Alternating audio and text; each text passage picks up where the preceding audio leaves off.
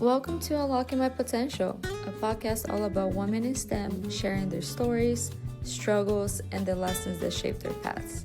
I'm Natalie, and I'm really glad to have you here today. Hello, everyone. Today I'm here with Kirsten Schulte. She will be talking a little bit about her experience with a mechanical engineering degree and also her current position as a mechanical design engineer, and so much more that I'm pretty sure we're going to cover on this episode. I'm so excited to have you here with us today. Thank you for wanting to participate on the podcast and be willing to share your whole story from beginning to what you're doing with your life now. Just very excited to hear all about it. Of course, I'm happy to be here. So let's get started. I always like to start from all the way in the beginning. At what point in your life you figured out that little spark that interests you to the STEM world? So it was actually, I knew I wanted to be an engineer really early on. I did a couple of STEM camps at FSU in Panama City over the summer. And there was one in particular, I believe the summer between sixth and seventh grade, that I don't really remember what we did, but my little group got like second place and I was so happy. And I had a wonderful time that summer. And at the end of it, I came home to my dad and I told my dad, I was like, I want to be an engineer. I think that the guest speaker at the closing remarks mentioned that if you had a fun time this week at the STEM camp, think about going into engineering. And so I went home and I told my dad, I was like, I want to be an engineer. And my dad responded with, well, what kind? And of course, I'm, between sixth and seventh grade. I didn't know that there were different kinds of engineers. I just thought engineering, that's what I want to do. And my dad ended up taking me to work with him and I got to meet some of his colleagues. I got to see some of the projects that they were working on. And at the end of that, this was like, again, over probably the rest of the summer and next following summers as well. They kind of just established that I wanted to be a mechanical engineer. And so I did. That is amazing. First, I love that. I didn't even think, I mean, I kind of assumed, but I didn't fully know about the summer camps, the STEM summer camps. Yeah. So how does those programs work? It was just like a week-long program. I think it was like from 8 in the like a normal work day. I think I remember riding to work with my dad in the morning and he'd pick me up when he left during the day. But it was just a full week. And it was, I think some summers it was just like, I don't know what they're called.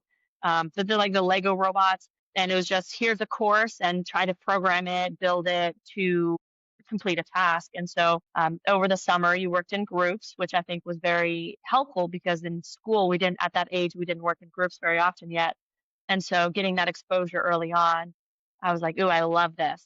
So I don't remember if it was something that my school told us about or if it was something that my dad knew through his colleagues. The company that he worked for was very involved in like the robotics competitions locally and just participating in things like that. They had a couple of like volunteers since he worked with a bunch of engineers. They had a couple of volunteers that did that. And so my dad heard about it. And so I think that's where I got roped into it. That is amazing. And why mechanical engineer out of every single type of engineering out there? I like building stuff. I like the idea of like taking things apart, figuring out how they work, putting them back together again. Like doing things with my hands. And I didn't realize at the time, again in middle school, I didn't realize that that was the path for me. I guess like I was still open to other options. It was like I wanted to be a mechanical engineer, but if there was something that came along that I was like, ooh, I like this more, I would not have been set on I have to do this because I said I'm going to do this. I was willing to change. But then I went to college and I did the circuits class and I realized electrical engineering was not it for me. And then same thing with computers. Me and computers don't get along very well. So I was like, yeah, mechanical is probably the right path for me. That's so funny. No, I completely understand. Because to me, it was the same thing. I went to school. I started my first degree as a data science major. And I was like, okay, I don't want to sit and just like code for 8 hours, this type of coding. Went into computer engineering, started my circuits class. And I was like, nope, circuits, it will be the end of me. And then I ended up doing a data analytics major. So that's really funny. Yeah. I love that you're able to at least test it out throughout college and see, okay, this is the type of engineering that I really want to do. Going back a little bit before we jump into college, let's do that transition a little bit more. So you went into the summer program, you decided, okay, you want to be an engineer. How did you find Florida Polytechnic University. How was the process of high school making that decision finally of, yes, I will be pursuing this as a major and then going into the university that you ended up going to? Yeah. So obviously I knew that I wanted to be a mechanical engineer. And so like I had a plan in high school. I started high school, I had a plan. I was gonna go to FSU originally. It was about 2 hours from my parents' house. So it's still close to home without being in the same town where I could live on my own and try to navigate things and just learn on my own. So I was like, I'm gonna go to FSU. I was a dancer growing up. And so I was like, I'll go to FSU, try out for their dance team, be on their dance team, get my mechanical engineering degree from FSU. Like everything's great. And then senior year of high school happened, and there was I think I don't know if it was like a college and career fair at the local college that my dad was like, I know that you're set on doing this, but let's go anyways and just see what's out there. And so we went to this college and career fair, and I remember walking by the booth as I think me and my dad were leaving, and there was the booth with the giant IST building on it of the Uh-huh. university. And I was like, why is this here? This is like a museum. So the admissions director, she stopped. She's like, you're curious about us, aren't you? And she's like, we're actually a university. And I was like, oh, this is interesting. And we ended up staying, like, after everybody had left past the event, we ended up staying and talking to her. And I was like, I remember going home and like thinking like my whole world was about to change because I had this plan and I had it for so long. I was going to go to FSU, be on their dance team, get my engineering degree. And now there's this other college that I was interested in. And I was confused, I guess. Mhm. Um, I was still like, just because I like the school doesn't mean that like this is where I'm gonna go. And so I would say that this fair happened maybe like October. And so like November comes around and I think like it was the week of Thanksgiving, we were out of school. We went down to Lakeland and toured Florida Polytechnic University. And I was like, this is it. Everything is changing. This is where I'm going to school. So yeah, that's kind of how it happened. I know for me was the IST Yeah. building too. It was the prettiest thing. It's so different in the middle of like the lake and how the building moves and everything, and also being such a small university at the point. Did you process in your mind a little bit of the difference of FSU is such a huge university with so many other opportunities outside of just your education at the point, like you mentioned, being in the dancing team and everything else, to such a small school where we had to start our own groups, our own clubs and everything. Did you process that one a little bit, and what made you decide of, yes, I am going to change the whole plan, including the dancing part, which was not part of our university? I think the biggest thing that I noticed that I did actually like was the classroom sizes. I had toured a couple of other colleges, not just FSU, but like UF and like the other standard colleges in Florida. And I remember like seeing like the amphitheater style like classrooms, and I was like, this is massive. There's like we're all crammed in there like sardines. Wasn't like I didn't love that, but at the same time, like I feel like it would have been a great place to kind of just float by without really standing out. You could get away with things that you couldn't get away with in a smaller classroom. And so like that was one thing that I liked about Florida Polytechnic University. Something I don't think I really realized was that there wouldn't be all the extracurricular activities or that we'd have to start our own. I think I remember hearing about it on tour that this is a chance to start something new, but I didn't realize like how difficult that would be, how challenging that would be, or the clubs that did try to start something new, how hard it was for them to maintain the attendance, the participation. So that was kind of like I missed out on one thing, but got other things in return. So it worked Oh, out. yeah.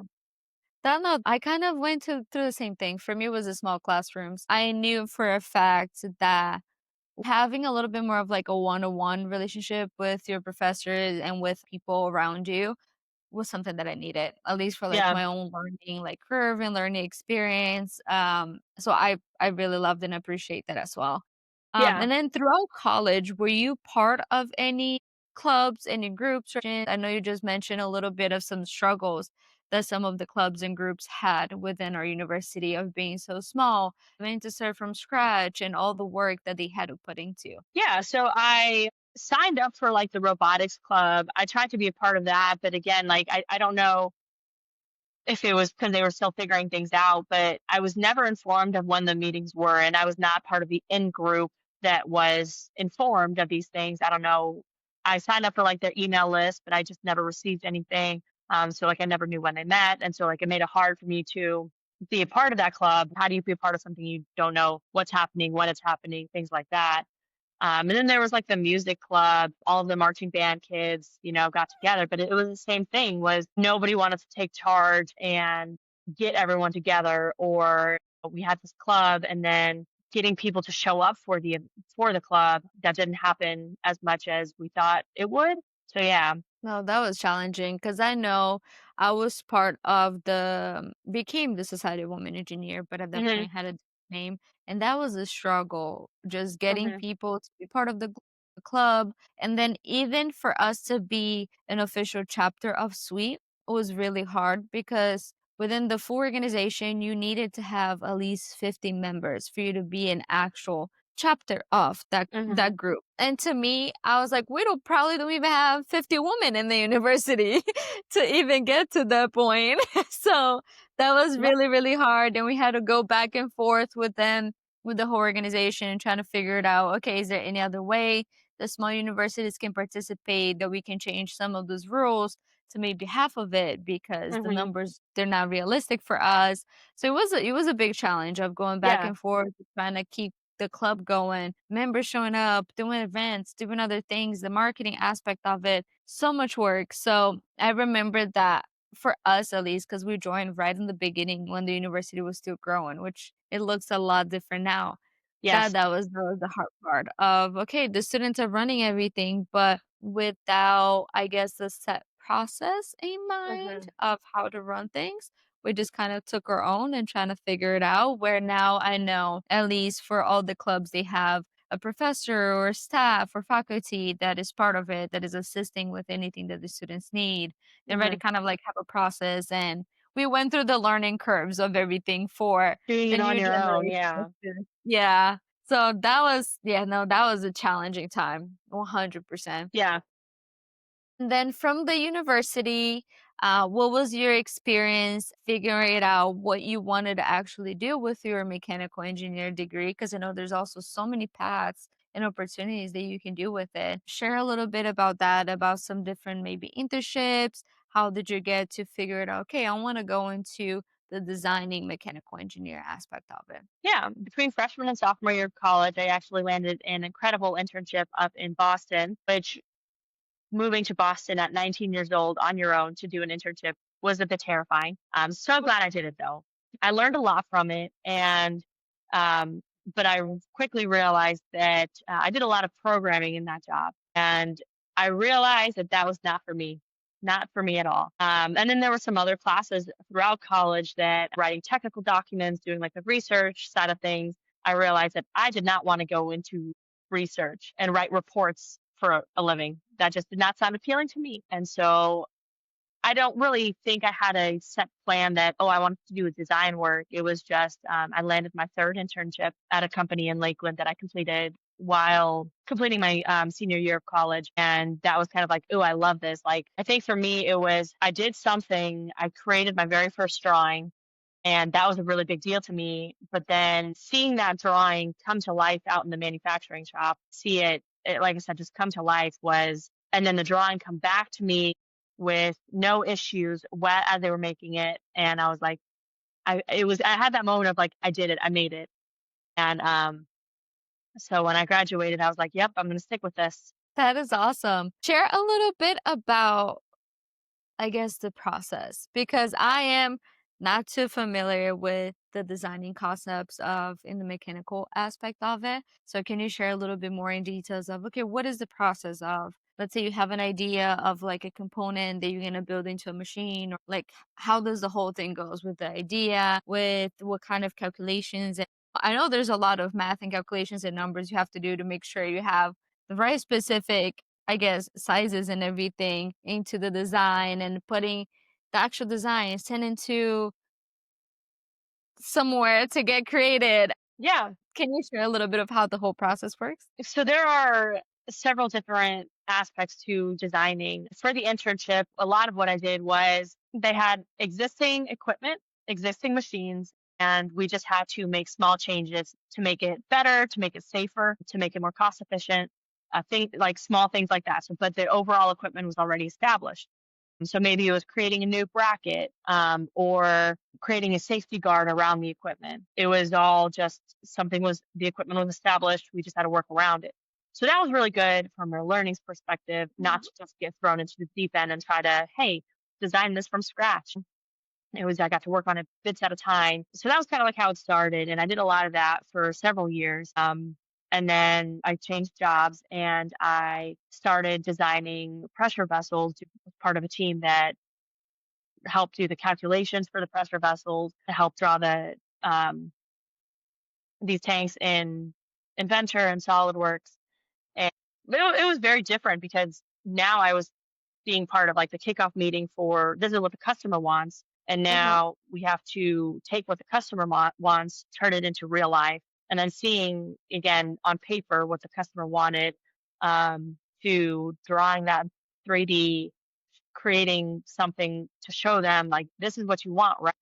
And then them giving us the go ahead to start manufacturing that. It was incredible. Another one of those like I felt like I did it, made it in life, Yeah. that I was part of something from start to finish, and I really enjoyed that. That is so awesome. No, I can only imagine of being part of a team where you're creating something. And there's also a very like creative component, kind of like artistic component to it, which I really like. Of you have this idea and you have just a bunch of words on a paper, let's say of something that someone wants, and now you have to actually create a visual aspect of it. And not just like a drawing or a design, but like an actual full on object that is going to impact a bunch of people's lives and a bunch of different situations. So that is really cool. It's probably really cool too to see the end result, like you mentioned, of okay, this is created, now it's being used and it's actually working and this is all the advantages of this one product that we build. So I love that. That is Yeah, so cool. it's kind of neat to see again, like you mentioned, see it on paper and then turning what you read on paper, turning the words into a concept in your mind, and then turning the concept that you have in your mind into the 3D model. 'Cause, like for me, I don't know if this is everyone or if it's just me, but like when I think about what the customer's wanting, for example, I can't I'm looking at the big picture, so I can't like get nitpicky with like the smaller details. But then I put it into the CAD software and I can start looking at those small little details and really bringing it to life.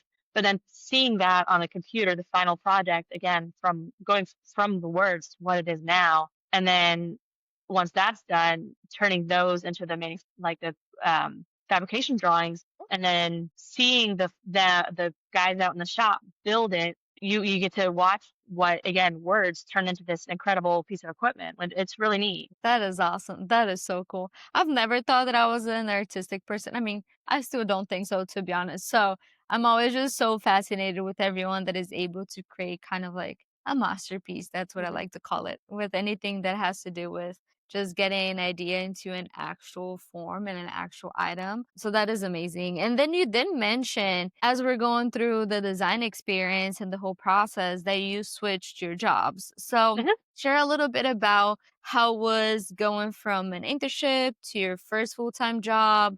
What did you like? What didn't you like about it? When did you make the decision of, okay, it's time for me to go try to do something else in another company or whatever the case may be at that point for you? So can you share a little bit of the path and trajectory that you had? Yeah. So from the transition from the internship to my first full time job was really easy because it was with the same company. Or my last internship to the first job was same company, really easy, smooth transition. And I was there for a few years. Like I mentioned before, it was just working on improving the existing equipment though. And Mhm. so I was given an opportunity to work with another company while at this company. And it kind of just opened my eyes to see how another company ran things because this was my first job. I didn't know how things could be. I thought that every job was going to be like this. I thought that all coworkers were the same, that all the work was the same, Mhm. that I guess all the just that everything would be the same. And so when I worked with this other company, while for the original company, I was very surprised to see, I was like, they do things totally differently. And I remember like at the end of when I realized that, I went home and I called my husband and I was like, I think it's time I find another job, which is Mm-hmm. not something that I was thinking about at all. I wasn't like planning on leaving. It was just kind of like, I think it's time that I look for something else, for more growth. I was ready for the next step. I'm really glad that I did because I, again, went from working on improvement projects to working on projects from start to finish. And I think that was a little more fulfilling for me. It was more teaching. I got to learn. I got to grow as a person and as an engineer. It was terrifying. I was, Yeah, of course. afraid, I think we're all afraid of failure, but Yep. we also can't grow unless we fail or if you don't step outside your bubble, outside your comfort zone. And so I was scared, but I went for it and I'm really glad that I did. Don't get me wrong. I loved that first job. It was a great opportunity, but I was ready for something else. And so I took that leap. I'm glad you did, honestly, because Yeah. it's literally what you said. Those moments where you're just so scared of trying something new and Yep. so scared of taking that jump, but at the same time, I always like to say it's like a gut feeling of like, this is it. Like, this is the job, or this is the company, or this is the next step in whatever space of your life. There's just this one feeling that you're like, yeah, this is the moment. And it's usually the scariest moment of Yes. it's always like some big change, big something going on in your life Hmm. that's gonna happen if you do jump in to make the decision, but they do come with a lot of positive things at the end, I'll say, a lot of growth for sure. Just trying to experience something new. And what I always like to tell everyone is, let's say you jump into this new job and you're like, I actually don't like this and I loved what I was doing before, then at least you Hmm. try. At least now you know exactly what you like to do, exactly what you want to do with your time. And you can always try to go back to that company or go back to maybe it's a different company, but doing the same type of work that you were doing before. Yeah, and I think that was one of my fears too. Was what if I leave and I end up at a worse place or a bad place of employment and I'm miserable and like hate it more than I don't know, just hate it. Yeah. w- then I would kind of be in that situation. But it was definitely worth it. That is awesome. I'm glad.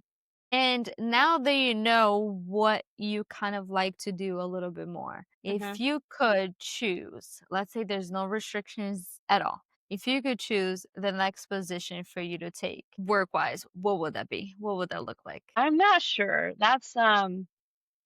That's kind of hard to answer because I think everybody in life has different priorities. And Yeah. for me, my one of my biggest priorities is my family. And I just kind of go back to at that when I was at that first job, my boss was given an incredible opportunity and he went to Scotland for 2 weeks or something like that. And I kind of just go his boss, I was working on a project and my boss was out of town. So I was kind of on hold for that particular project until I got his approval for something else. So his boss asked me how the project was going, and I kind of told him where I was at. Uh, his response, again, my boss's response was, when you get to that level in a company, there's no such thing as a real vacation. And that even though he was in Scotland on this incredible opportunity, he should still be available. Maybe not all day or anything like that, but he should be Mhm. responding to emails at least like in the evenings or something. And that was kind of like for me, it was like, I don't want that because I guess again, family is the most important thing to me.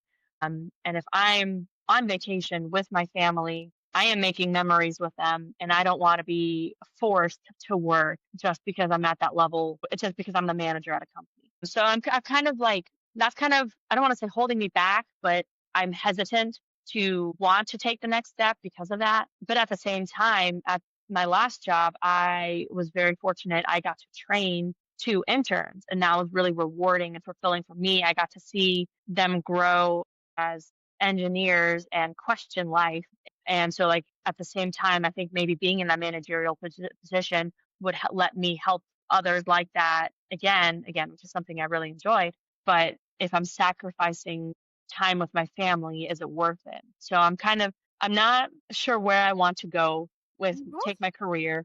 I'm happy where I'm at now, but that's not to say that I won't be happy with whatever comes next. Well, that's completely understandable. And I'm on the same boat. 100%. My Mhm. family comes first before everything else. The way that I see it is, and I told this to my husband, is a workaholic.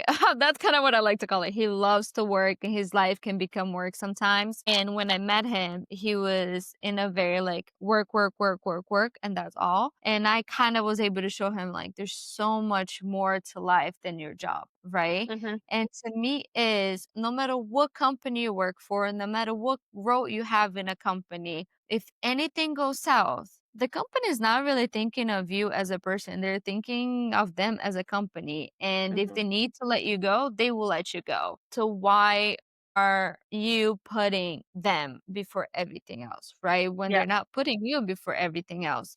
And that's kind of so many conversations that I need to have with my husband in that sense of if they need to let you go for whatever reason, you're going. They're not thinking twice, but you're putting them first before everything else, right? Yep. And like actually without thinking twice as well. So I completely understand that. I also see that it varies a lot on like the type of job you do, the culture of the company that you work for. There's so many aspects of it. I've only had two jobs as well in two different companies where I noticed the culture as well. And I also noticed the culture based on how high up people are in a company and also based on the type of management they want to have. Mhm.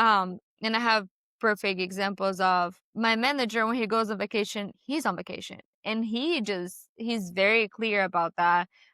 He's available for emergencies, but emergencies only, and he's just enjoying his time off. And that gives all the employees under him that way of breathing of like, okay, if I'm on vacation, I can take a vacation and everything will Yeah. be okay. You don't have the But expectations. exactly. There's no expectation of you working all the time, of you being on your phone all the time. There's an expectation that if it's an emergency, let's say with a product you run or something, just assist or like be able to send it to someone else, have someone back up, just plan things out for when you're out, Mhm. basically. There is that expectation for every job, I'll say. But his manager is not like that. His manager is very much like you mentioned from your experience of he's on vacation, he's still replying to all the emails, he's still sending messages, he's still checking up on things. So he's not fully on a vacation. So there's a little bit, of course, always like of the expectations and conflicts of who do you follow, who you do not follow. And I also think it comes with a sense of how long you've been doing the job and what you believe in. There's a lot of people that they'll follow whatever their managers do. And if my manager was the type of person to be taking PTO but still doing the job, I will not follow him. But that's just right. It's very personal at that point as well. So I completely understand. I'm also kind of on the same boat of I want to grow. And I got to the point that I want to challenge myself and I want to learn new things. But if you do jump into the management role, what is the expectations, right? So there's the whole back and forth that you just mentioned that I think a lot of us in this kind of space and where we are in life right now, where we've been working for a couple of years now, we're out of college for a couple of years and trying to figure out next steps. If you want to go deeper into the technical space or into the management space, it's getting to that point of trying to figure it out, which is it's a lot of process and a lot to think Yeah. about on that side. And I get judged all the time when I tell people that where I'm happy where I'm at and I don't really have any set goals to move up within a company. And I wish that people would stop because it's my life that I'm living. I am happy where I'm at. And I don't know why others would try to push their wants on others. That no, and I love that you mentioned that because I think there is an expectation too when it comes to that, an You get it? expectation Yeah. of you should be growing, you should be taking the next step, and what is the next step in your career, and how do you go from the first step of the ladder to the second to the third to the fourth, and always going up and up and up. But what if you love your job and you love where you're at and you love what you're doing? Why do you have to take this step? Yeah, and, I had another colleague, an old former colleague, tell me one time that I was asked to move to a different state for work, and I was very firm, and I was like, "No," because I don't wanna move more than a day's drive from my family, and they're here in Florida, and so I was like, "I'm not willing to move across the country and be so far away from them." And her response to me was, "Well, if you wanna further your career, there are sacrifices that you need to make. And, family is one of those things that you might have to be willing to sacrifice. And in my mind, I'm thinking, I was like, family is the one thing I'm not willing to sacrifice for my career at all. No, I get it. I'm on the Yep. same boat. I My family moved from Florida to Texas. Right out of college, I moved to Minnesota. I was away Hmm. from my family for 2 years, and I made a decision, okay, I'm moving to Texas, which was super new to me, but I moved to Texas to be closer to my parents. And then all my siblings ended up moving here too, so we all just live about like 30 minutes away from each other, which I love that. But living close to family just have like a special note on my heart too, to be honest. My husband's family is an hour away. My family's 30 minutes away. It's literally you just drive, you go spend time with them, you see them whenever you need, and just that the big support that they give you, no matter, the goods and the bads that life Hmm. kind of throws at us sometimes. It's just such a different perspective that I don't think I will jump and fly away from it again. Yeah. My husband and I, we tried that last year or 2 years ago. We moved back to Florida for a year, and I just missed my family so much, and I missed all my friends, and I just missed everyone being close to us, and he did too. And then we moved back, and we're like, "No, this is it. This is it. We can go travel, spend, like a month or 2 in another place, or visiting different cities and exploring life, but always having, like, home to be near Yeah. the people that we love." Um, so I completely understand that, and if I think I'm on the same boat. If they offer me a job of like, "Hey, you have to move," I wouldn't. I don't even I care if that would be, like, my dream job at that point, to be honest, which I don't even know what my dream job will be. right. But I was like, I don't even have a dream job, to be honest. But even if it was an opportunity that is like, "Oh my gosh, this is amazing. You should take it," I don't think I would. And I can see how a lot of people probably give the They judgmental, like, frown upon it. opinion. Yeah. Yeah, a little bit of, "But this is a great opportunity, and you're not moving because of your family, and you're still so young," and there's so many different perspectives and things that they go into about all of that. So, I'm glad that you stay strong with your beliefs and what is important to you, which is your family, which I completely understand, Yeah. and then not make the move. Um, and at the end of the day, everything kind of happens, I feel like, the way that they should.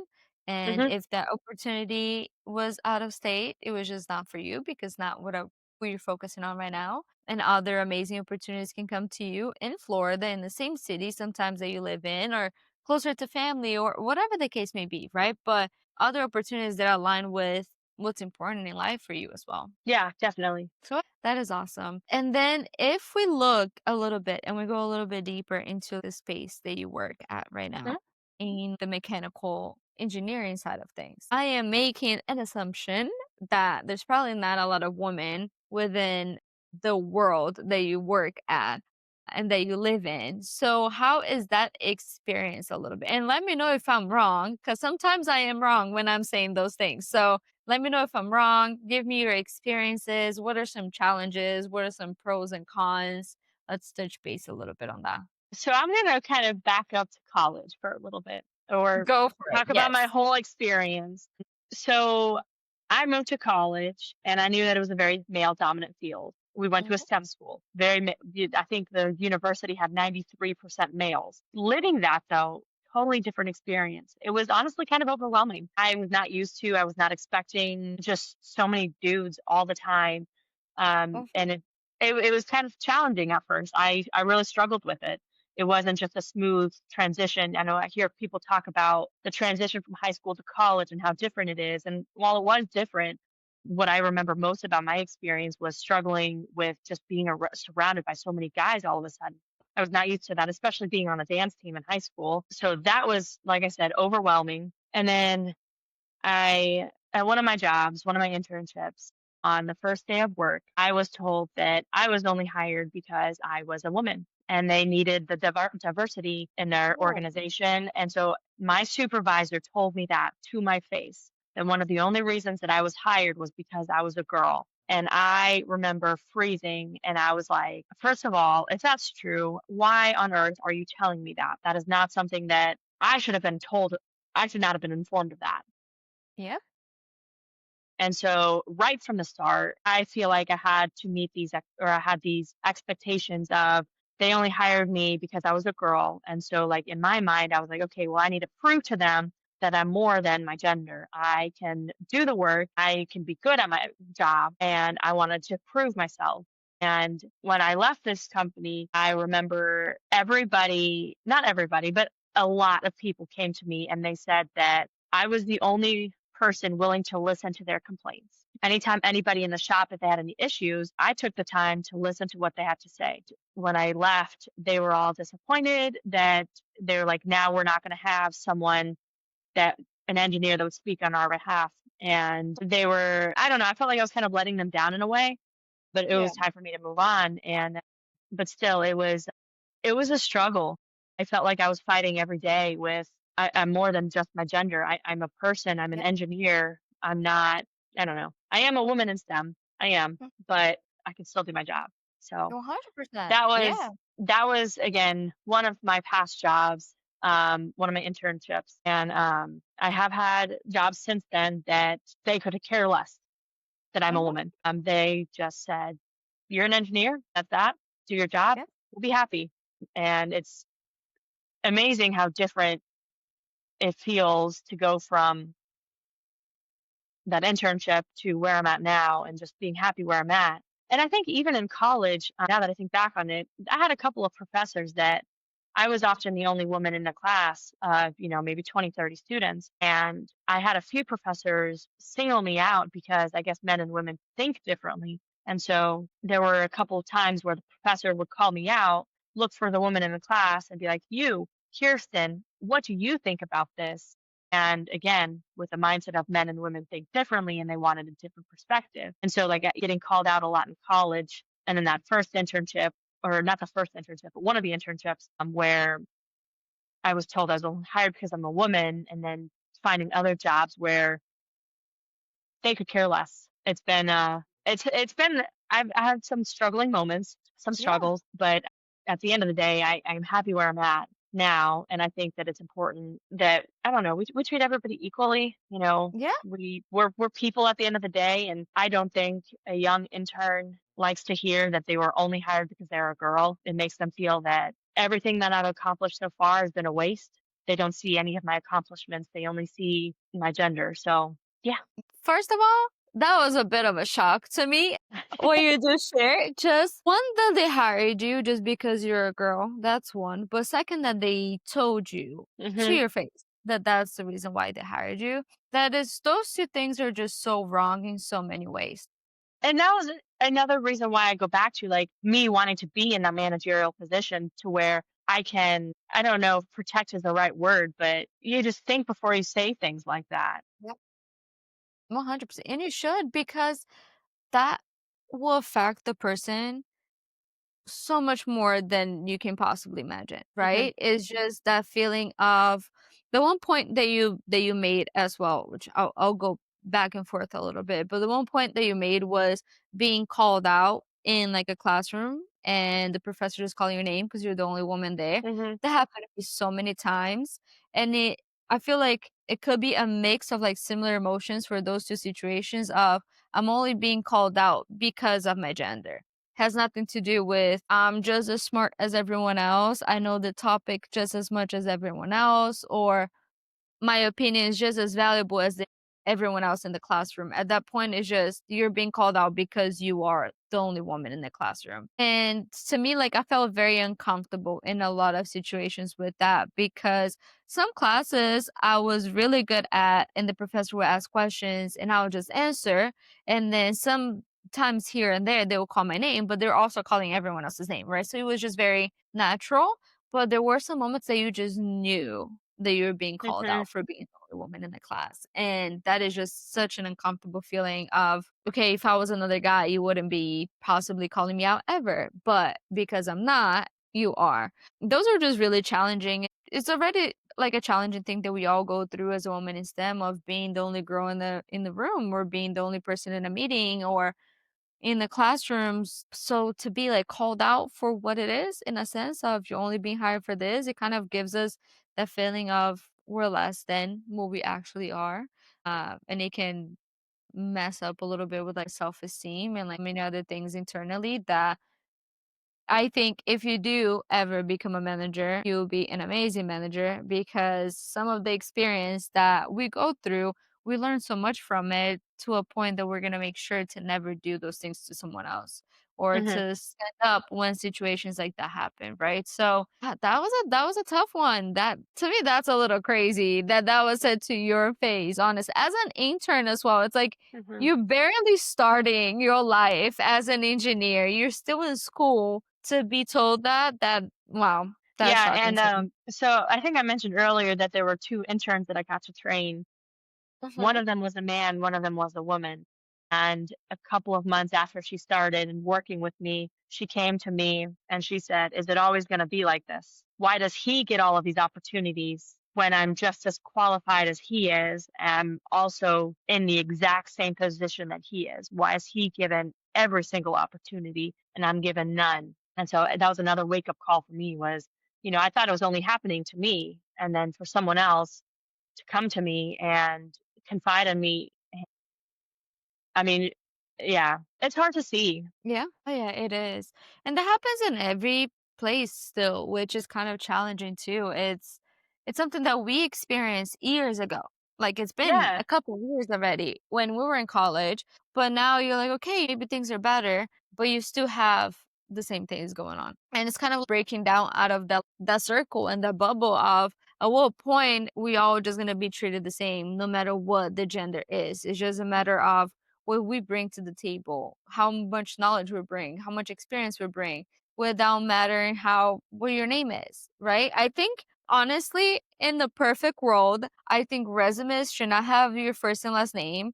When you're putting on like job applications, you should not put your gender because those things should not matter. And then people are actually being hired for what they bring. And then I wanted to see what that percentage will look like. How many Mhm. women will be in the industry, right? Or maybe it could backfire too of all those guys being in the industry. But hey, you just never know. At least we'll all be treated equally without some of those factors being considered. Because I know every single company they have a percentage where they need to be diverse. So they're Mhm. making those decisions too at the end of the day, and not just in regards to the experience that the person brings. So yeah, that's a challenging one. I keep breaking my head around it. I think every single day of how can we make things different? How can we make things better for the new generation of women that want to be in STEM, for the new girls that feel so passionate about it, but it's challenging. It is a hard place to be, being a woman in the STEM world, surrounded by so many men and still going through the same struggles that we have been going through for Yeah, and years I and think years. I think another thing, this is like not really work related, but kind of Mhm. ties into it a little bit. I have a lot of friends that are like teachers or nurses or just they're in another field, and making friends as adults is hard. And in this very male dominant field, again, my teacher friends and my nursing friends, they're like, "Oh yeah, I just make friends with my coworkers, and they're my Mhm. best friends now, and they go out and get drinks together." And I'm over here like I'm the only woman in this company. I'm the Yep. only woman in this building, or I'm one of two women in this building right now. So, I mean, don't get me wrong, hanging out with getting and grabbing a beer with the guys is fun, but it's a little bit different too. It's not the Of same as course. having a girls' day. And so I feel like making friends is extra hard for us because we don't have that camaraderie with our coworkers that some of the other industries have. 100%. I go through it all the time. There is some women within my department, but we're also a global company, so everyone is in different countries, so that's Hmm. already challenging itself. But the people that are in my location, they're all men, and they're all also a lot older than me. So the age does not help neither. Like the age is not another factor that gives us any type of assistance at this point for me. And it's just so hard making friends. Sometimes you want to vent out to another woman about all Yes. the crap that you're taking at work, and there's no other woman for you to vent out to. And it's just so challenging. Yeah. It's hard. That's why I love the community that we're building Hmm. with like Florida Poly, like some of the alumni having conversations like this, where it's kind of a little vent out session too of we're Yeah. all struggling, we're all going through it just in different locations, in different paths, in different cities and states and countries. But all women are just still we're all kind of sadly going through it. Yeah. But I'm glad that you shared that experience, that you share the struggles, but also a little sad that you had to go through it because it's such a challenging thing. But at the same time, I think all the stuff that we go through makes us who we are and makes us the strong woman that we are right now, where we know what we're worth. We know the knowledge and the experience that we actually bring, that we're actually engineers, we're actually women in STEM, and we deserve to be in the same level as every other man that have the same experience and background as us. Sometimes that could potentially help, right? Could Yes. potentially actually give us an extra little boost of something that the men don't have because they haven't had to go through the same experiences that we did. Yeah, and like you said, it's what we go through shapes us to be who we are today. I take that, especially when I get receive feedback. Have a yearly evaluations or something, or I receive feedback from someone that says lets me know what I'm doing is maybe not the most efficient way to do it, or maybe there's a better way to do it, or I'm just doing something wrong. I don't take that feedback as they're hurting my feelings. I don't take it as anything negative. I see it as thank you for the feedback. I can learn from this now. I can now be a better engineer because of you, and I appreciate it. And I Exactly. don't think if I had, if I've, I would, I don't think I would, if I would have gone through the struggles that I have, I don't know if I would be as receptive to those comments. Yeah, 100%. I'm the same way. I think going through it, it kind of makes you tougher in a sense. Hmm. I think women in general, and I could be making this very my own personal opinion too, but we are more in tune of our emotions and things like that is just biologically even is just how we are. So sometimes being a little bit tougher in those situations and being a little bit more, okay, I'll take the feedback and I'll process this in a very logical way, just like everyone else is gonna do it. And I'll learn from it and I'll do better at it. Those are some of the things that, the positive things that could come out of Yeah. situations like that. And one of my last jobs, one of the biggest complaints was engineers have a big head. They always have to be right. And several people came to me and said that that's not the case with me because I'm actually willing to listen, unlike a lot of the male coworkers in my department. So just a little thing like that. But yeah. And it's the little things. We are a little bit more compassionate people, a little bit more Mhm. patient, just understanding. It's also in the nature of women, say, which can be such a positive thing in the workspace. I think maybe it's just me. I tend to overthink, and then I overthink by overthinking. Yep. And I don't know if that's women in general or if it's just me, but because of that, I try to, there are times where I put myself in their shoes, and if they're having an issue, I would want someone to listen to me, and so that kind of like fuels me, like, okay, I'm gonna take the time to listen to them, even if I don't have the time, I'm gonna find the time, just because Yeah. it's important to me. 100%. I'm the same way. Yeah. But I also think that to me, I'm that person. I'll take my time to listen to someone and their problems because I feel like being a woman in STEM, we don't have much of that support, Hmm. if that makes sense. Like I look back to college and it was really challenging to find someone that listened to me and what I was going through as one of the only girls in a classroom because everyone else around me wouldn't be able to understand what I was going through.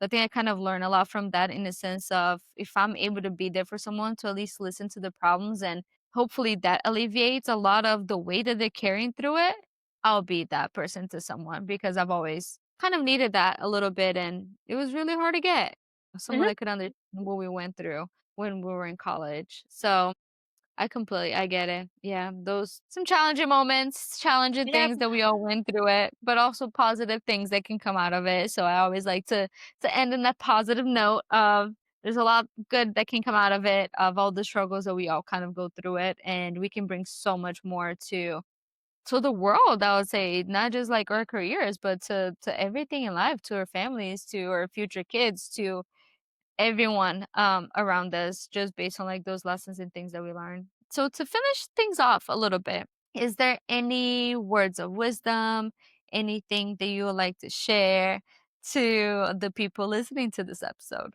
Oh gosh. I don't know. I think I've said a lot already. Yeah, we touched on a lot of really good topics. We've touched a lot on the struggles of being a woman in STEM, but also the positive things that come of it. The reality of putting your family first and that being a priority in your life instead of your career. That is completely normal.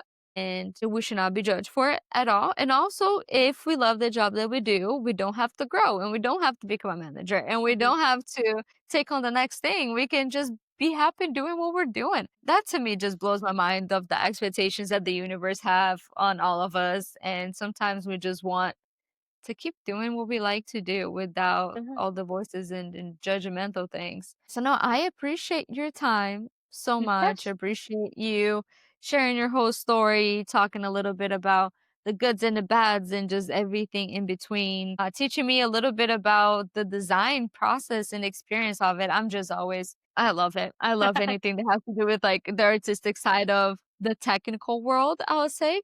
I don't think I experienced that much on my job. So I love people that do get to experience that side a little bit more of the creativity of like designing and the art aspect and combining with the STEM and just making beautiful, awesome things. So I'm just so happy to that you were able to share everything and just Of teach me a course. lot with them.